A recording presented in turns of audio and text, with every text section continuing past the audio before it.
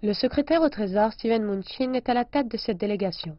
Celui qui était responsable des finances pour la campagne présidentielle de Donald Trump est désormais le plus haut responsable en matière de politique économique et financière.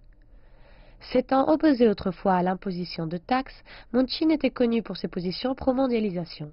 Toutefois, ces derniers mois, le secrétaire au Trésor a soutenu l'approche commerciale agressive du président Trump, notamment concernant la Chine et les taxes sur les importations d'acier et d'aluminium.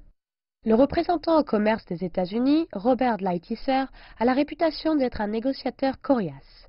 Avocat spécialisé dans le droit commercial, Lighthizer estime que la Chine n'a pas respecté ses engagements auprès de l'OMC. Il est à l'origine de l'enquête Section 301 du Trade Act contre les pratiques chinoises en matière de propriété intellectuelle. Selon lui, changer la relation entre les États-Unis et la Chine est un grand défi qui prendra des années.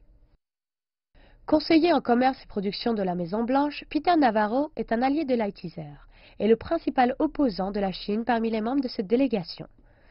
Ne croyant pas aux bénéfices des échanges commerciaux, celui-ci voudrait que les États-Unis se retirent de l'ALENA, l'accord de partenariat transpacifique et d'autres importants accords commerciaux.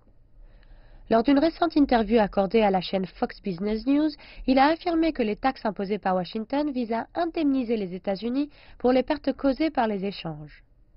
Selon lui, si vous permettez à la Chine de capturer les industries du futur, nous n'aurons pas d'avenir.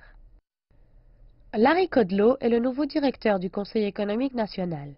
Comme son prédécesseur, il défend depuis longtemps les marchés libres et le libre-échange et a souvent critiqué l'imposition de taxes par le président Trump.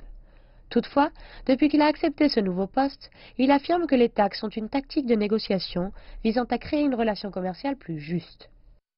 Le secrétaire du commerce des États-Unis, Wilbur Ross, appelle à l'imposition de taxes afin de rendre le commerce international plus équitable pour les compagnies américaines.